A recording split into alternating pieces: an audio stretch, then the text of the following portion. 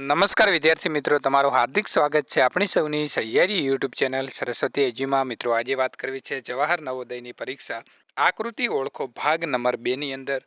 મિત્રો, આકૃતિ તમારે કેવી રીતે ઓળખવાની છે તેના જે તમામ 10 પ્રકારની આકૃતિઓ પૂછાતી હોય છે, તો તમામનો એક એક દાખલો આજે ગણીશું.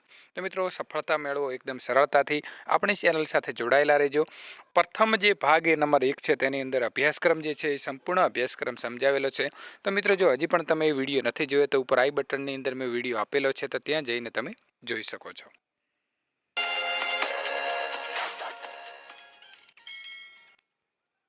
તો હવે મિત્રો, આપણે પરીક્ષાનું સ્વરૂપ જે છે એ જોઈશું. વિભાગ નંબર 1 માનસિક શક્તિ કસોટી.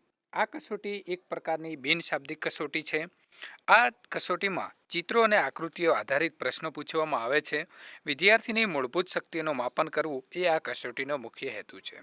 કસોટીના આ વિભાગને 10 વિભાગોની અંદર વહેંચવામાં આવેલો છે અને દરેકમાં અલગ અલગ શક્તિઓનું માપ કાઢવા માટે 4 પ્રશ્નો પૂછવામાં આવે છે, જેના ઉદાહરણ નીચે આપેલા છે.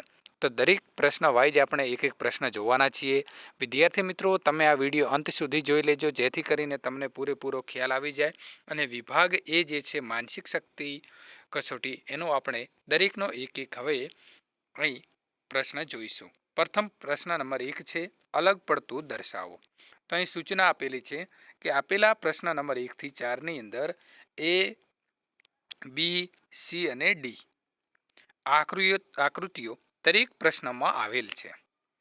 આ 4 આકૃતિઓમાંથી 3 આકૃતિઓ કોઈને કોઈ રીતે સરખાપણું ધરાવે છે, પરંતુ એક આકૃતિ જુદી પડે છે, જે શોધી અને તેનો નંબર લખો. તો હવે આપણે સૌપ્રથમ તમારે આ 4 જે આકૃતિઓ છે એ 4 આકૃતિઓને ધ્યાનથી જોવાની છે. એમાંથી 3 આકૃતિઓ જે છે મિત્રો એક સરખી છે અને એક આકૃતિ અલગ પડે છે. તો કઈ આકૃતિ અલગ પડે છે એ આપણે જોવાનું છે. તો પ્રથમ આપણે જોઈશું કે જે આ આકૃતિ છે એને મિત્રો અહીં લાઈન મારેલી છે. હવે તમે જોશો તો એ જે સાઈડની કોર્નર છે એના ઉપર આડી લીટી દોરેલી છે. ત્યારબાદ આની અંદર જે વચ્ચે લાઈન જે આવી રીતે ચોકડી છે એની અંદર મિત્રો આ જગ્યાએ દોરેલું છે લાઈન. આની અંદર અહીં છે, આને જે છે એ અહીં નીચે છે, અને આ જે છે એને અહીં હોવું જોઈએ, પરંતુ ત્યાં નથી. પરંતુ જેની આ જે આડી બોર્ડર છે એ બોર્ડર ઉપર આડું લીટી દોરેલી છે. તેના માટે જે આકૃતિ એ છે એ મિત્રો અલગ પડે છે. તો આવી રીતે તમારે 1 થી 4 જે છે એ પ્રશ્ન સોલ્યુશન કરવાના હોય છે. તો મિત્રો, સંપૂર્ણ જે તમારા જૂના પેપર છે એનું પણ આપણે સોલ્યુશન કરીને મૂકીશું. એ પણ તમે આ જે વિડીયો છે એના અંતમાં એની પણ લિંક આપી દઈશું. હવે આપણે વાત કરીશું ભાગ નંબર 2 સમાન આકૃતિ ઓળખો. તો મિત્રો, આપેલા પ્રશ્ન સંખ્યા 5 થી 8 લીટીની જમણી બાજુએ આપેલી એ, બી, સી અને ડી. તો મિત્રો, પ્રથમ અહીં એક તમને આકૃતિ આપેલી હશે અને ત્યારબાદ બાજુની અંદર 4 આકૃતિઓ એ, બી, સી અને ડી આપેલી હશે. આકૃતિઓમાંથી એક આકૃતિ લીટીની ડાબી બાજુએ આપેલી છે, તે પ્રશ્ન આકૃતિ જેવી જ શોધો. તો હવે આપણે અહીં મિત્રો ખાસ જોવાનું છે કે જે આ લીટીની આ બાજુ આપેલી છે, આ જે આકૃતિ છે આવી જ આકૃતિ એ, બી, સી અને ડી માંથી શોધવાની છે. તો પ્રથમ આપણે આકૃતિ નંબર એ જોઈશું. તો મિત્રો, અહીં આડી લીટી નથી, તેના માટે આ આવશે નહીં. બીજી જે છે એની અંદર આ બાજુ પણ ડબલ કર્સર કરેલા છે, તો આ પણ આવશે નહીં. હવે તમે સી આકૃતિ જોશો તો સી આકૃતિ એકદમ આની જોડે બંધ બેસે છે. તો સાચો જવાબ જે છે એ સી આવશે. ત્યારબાદ ભાગ નંબર 3 ઉપર જઈશું. તો ભાગ નંબર 3 ની જે સૂચના છે જોઈશું. તો આકૃતિ પૂર્તિ કરવાની છે મિત્રો. પ્રથમ જોઈ લઈશું કે આપેલા પ્રશ્નની સંખ્યા 9 થી 12માં લીટીની ડાબી બાજુએ એક પ્રશ્ન આકૃતિ આપેલી હશે અને તેમનો એક ભાગ ખૂટે છે. જમણી બાજુએ આપેલી એ, બી, સી અને ડી જવાબ આકૃતિઓ જુઓ અને એવી આકૃતિ શોધો કે જે પોતાની દિશા બદલ્યા વિના પ્રશ્ન આકૃતિમાં ખૂટતા ભાગમાં બંધ બેસતી હોય અને પ્રશ્ન આકૃતિને સંપૂર્ણ બનાવતી હોય. તો હવે આપણે સૌથી પહેલાં તો મિત્રો આ જે આકૃતિ છે એ આકૃતિને ધ્યાનથી જોવાની છે અને કયો ભાગ ખૂટે છે. તો અહીંનો જે આ ચોથો ભાગ જે છે એ ખૂટે છે. હવે આ જે ભાગ ખૂટે છે એને તમારે આ એ, બી, સી અને ડી આ જે 4 છે એને અહીં બંધ બેસતો કરવાનો છે અને એમાંથી કયો બંધ બેસે છે. તો પ્રથમ તમે જોશો તો આને અહીં ગોળ રાઉન્ડ હોવો જરૂરી છે. તો આવી બધી આકૃતિઓની અંદર ગોળ રાઉન્ડ જે છે એ છે. એના પછી આપણે જોઈશું કે અહીંથી જે લાઈન જે છે એ મિત્રો આવી રીતે બનતી હશે. તો અને ત્યારબાદ આવી રીતે લાઈન બનશે અને છેલ્લે એક આડી લાઈન આવી રીતે બનશે. તો આવી આકૃતિ કઈ છે? તો તમે જોશો કે જે એ નંબરની આકૃતિ છે એ અહીં બંધ બેસે છે. તો આ આકૃતિ અહીં આવશે.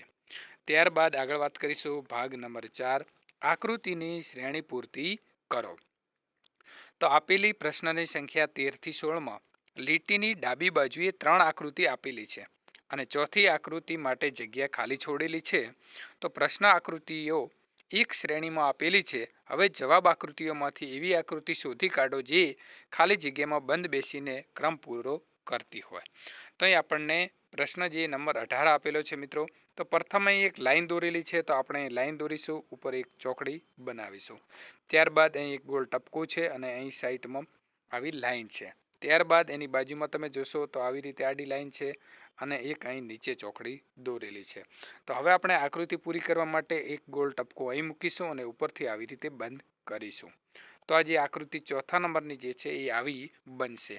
તો હવે તમારે જોવાનું છે કે આ ટાઈપની આકૃતિ છે તો નથી, આ ટાઈપની આકૃતિ છે તો નથી. જ્યારે સી નંબરની આકૃતિ છે તો આ જે આપણે આકૃતિ અહીં દોરી છે એમાં કમ્પ્લીટ બંધ બેસે છે. તો આ આકૃતિ મિત્રો અહીં આ સાચો જવાબ આવશે. એટલે કે સાચો જવાબ જે છે એ સી છે. હવે આગળ આપણે જોઈશું ભાગ નંબર 5, સંબંધિત આકૃતિ પૂર્તિ કરો. તો આપેલા પ્રશ્ન સંખ્યા 17 થી 20માં પ્રશ્ન આકૃતિના 2 ભાગ આપવામાં આવેલા છે. બીજા વિભાગમાંથી આકૃતિ પ્રશ્ન ચિહ્ન સાથે બતાવેલ છે અને પ્રથમ 2 પ્રશ્ન આકૃતિ વચ્ચે અમુક પ્રકારનો સંબંધ છે. તેઓ પ્રશ્નની ત્રીજી અને ચોથી આકૃતિ વચ્ચે પણ હોવો જોઈએ. હવે પ્રશ્નાર્થ જગ્યાએ બંધ બેસે તેવી આકૃતિ જવાબ આકૃતિમાંથી પસંદ કરો. તો અહીં આપણને પ્રથમ મિત્રો 4 આકૃતિઓ આપેલી છે. એમાંથી પ્રથમ તમારે 2 આકૃતિઓને જોવાની છે. તો તમે જોશો કે અહીં જે ત્રિકોણ આવી રીતે છે તો બાજુની અંદર ત્રિકોણ જે છે કેવો છે તો ઊંધો કરેલો છે. તો અહીં આપણે જે આ આકૃતિ આપેલી છે આ આકૃતિને પણ અહીં તમારે પેન્સિલથી બાજુની અંદર આને ઊંધી દર્શાવવાનો છે. તો તમે આમ ઊંધી દર્શાવશો એટલે તમને ખ્યાલ જે છે એ આવી જશે અને સીધો જ તમે બાજુમાં જોશો તો જે એ નંબરની આકૃતિ છે એ કમ્પ્લીટ અહીં જે તમે દોરશો એ જ પ્રકારની જોવા મળે છે. તો આ અહીં પણ જે ઉલટો થાય છે તો અહીં પણ આ જે આકૃતિ છે એ ઉલટી થાય છે. ત્યારબાદ આગળ વાત કરીશું ભાગ નંબર 6, ભૌમિતિક આકૃતિ પૂર્તિ કરો. તો આપેલા પ્રશ્ન નંબર 21 થી 24માં લીટીની ડાબી બાજુએ ચોરસનો એક ટુકડો આપેલો છે અને એક ચોરસનો ટુકડો લીટીની જમણી બાજુમાં આપવામાં આવેલ છે. 4 આકૃતિઓમાંથી એક એવી આકૃતિ શોધી કાઢો જેને પૂર્ણ એટલે કે સંપૂર્ણ આકૃતિ બનાવે. તો અહીં આ પ્રકારે એક આકૃતિ મિત્રો આપેલી છે અને આ એક આખો ચોરસ ડબ્બો છે એ ડબ્બાને તમારે પેલું સમજવાનું છે. તમે ચોરસ આખો ડબ્બો સમજશો એટલે તમને ખ્યાલ સીધો આવી જશે કે અહીં કઈ પ્રકારની આકૃતિ ખૂટે છે. તો અહીં આવી રીતે જે આકૃતિ છે આવી આકૃતિ ખૂટે છે. તો તમે અહીં ધ્યાનથી જોશો તો એમાં કઈ આકૃતિ બંધ બેસે છે. તો આકૃતિ નંબર જે એ છે એ કમ્પ્લીટલી અહીં બંધ બેસે છે. તો અહીં સાચો જવાબ જે છે એ મિત્રો આકૃતિ એનો આવશે. હવે આપણે આગળ વાત કરીશું ભાગ નંબર 7, પ્રતિબિંબ આકૃતિ. તો અહીં જોઈશું પ્રશ્નની સૂચના જોઈશું તો આપેલા પ્રશ્નની સંખ્યા 25 થી 28માં લીટીની ડાબી બાજુએ એક પ્રશ્ન આકૃતિ આપવામાં આવેલી છે અને જમણી બાજુએ એ, બી, સી અને ડી એવી 4 આકૃતિઓ આપવામાં આવેલી છે. હવે જવાબ આકૃતિમાંથી એક એવી પ્રતિબિંબ આકૃતિ પસંદ કરો જે અરીસાની સામે રાખવાથી પૂર્ણ થાય. તો મિત્રો આ જે તમારો પ્રશ્ન છે આ પ્રશ્ન તમારે પ્રથમ અહીં સમજવાનો છે કે અહીં ડી, બી, એ અને ટી આ પ્રશ્ન આપેલો છે અને તેને આપણે જો કાચની સામે રાખવામાં આવે એટલે કે અરીસા સામે રાખવામાં આવે તો કેવું ચિત્ર બને છે. તો આ જે ટી છે એ તમે કાચની સમક્ષ રાખશો એટલે એનો ઉલટો થઈ જશે. એટલે ટી જે છે પાછળના ભાગે જતો રહેશે. એના પછી બી જે છે એ બી આવશે, એના પછી એ આવશે અને એના પછી છેલ્લે ટી આવશે. તો આવી રીતે તમે કાચમાં જોશો એટલે એના જે અક્ષરો છે એ બી ઉલટા દેખાશે. તો અહીં જે આકૃતિ નંબર ડી છે એ સાચી બને છે. એટલે કે સાચો જવાબ ડી આવે છે. આ બંને જે છે એ અક્ષરો ઉલટા થતા નથી એટલે આ આકૃતિ આવશે નહીં. જ્યારે આમાં એ છે એ ઉલટો થઈ ગયો છે તો મિત્રો આવો ઉલટો અરીસામાં કરવાથી અક્ષર થશે નહીં. માટે સાચો જવાબ ડી આવશે. હવે આપણે આગળ વાત કરીશું પ્રશ્ન એનો ભાગ નંબર 8 કાગળની બંધ ખુલ્લી આકૃતિ. તો અહીં જોઈશું કે પ્રશ્ન નંબર 29 થી 32માં લીટીની ડાબી બાજુએ પ્રશ્ન આકૃતિમાં એક કાગળનો ટુકડો વાળી અને નિશાન કરાવેલ છે. તો અહીં કાગળનો ટુકડો છે, પ્રથમ તમારે આવી રીતે વાળવાનો છે, ત્યારબાદ આવી રીતે વાળવાનો છે અને ત્યારબાદ આવી રીતે વાળવાનો છે. ત્યારબાદ 4 આકૃતિઓમાંથી તેઓ પસંદ કરો કે જે કાગળનો ખુલ્યા પછી ખોલેલો કાગળ સાથે બંધ બેસતો હોય. તો આવી રીતે આપણે વાળી અને આવી રીતે ખાંચો પાડીને મિત્રો કાગળને કટ કરીશું અને ખોલીશું એટલે કેવો કાગળ બનશે. તો તમે જોઈ રહ્યા છો જે અહીં 4 આકૃતિઓ છે. તો અહીં પહેલાં આવી રીતે ત્રિકોણ કાપેલો હોવાથી મિત્રો જે અહીં આપણે જે ચોરસ બને છે તો આવો ચોરસ બને છે. આમાં બી ગોળ છે, આમાં બી અલગ ડિઝાઇન છે અને જે એના કાણા છે એ કાણા અંદરના ભાગે છે. આની અંદર પણ કાણા જે છે એ અંદરના ભાગે છે. માટે જે સાઈડના કાણા અને જે ચોરસ બનવાના કારણે જે આકૃતિ નંબર એ છે એ સાચી બને છે. માટે સાચો જવાબ જે છે એ છે. ત્યારબાદ આગળ વાત કરીશું ભાગ નંબર 9 ટુકડાથી બનતી આકૃતિ.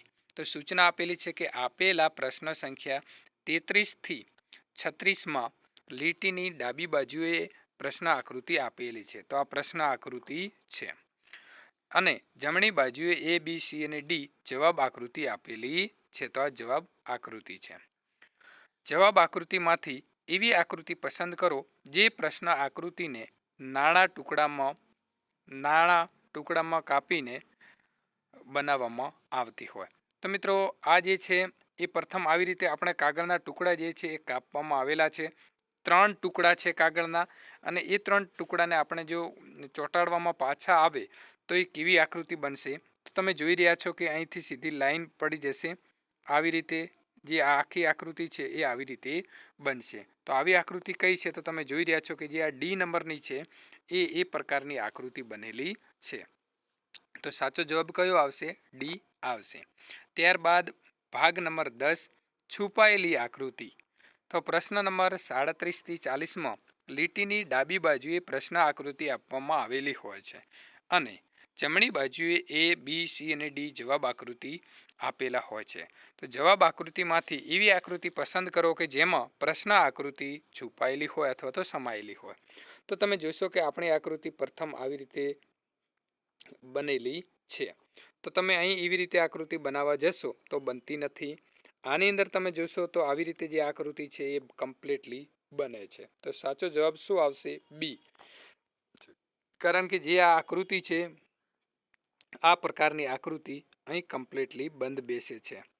તો મિત્રો અહીં આપણો વિભાગ એના જે અલગ અલગ 10 ભાગ જે છે એ આકૃતિઓના હતા. દરેક પ્રશ્નની અંદર આપણે એક એક આકૃતિનો આજે ઉદાહરણ સ્વરૂપે લીધેલું છે. હવે પછીના વિડીયોમાં વિભાગ નંબર 2ની વાત કરીશું. આ ઉપરાંત જે તમારા જૂના પેપરો છે એનું પણ સોલ્યુશન મૂકતા રહીશું. મિત્રો બીજી કોઈ તમારે જરૂરિયાત હોય તો કોમેન્ટ જરૂરથી કરજો.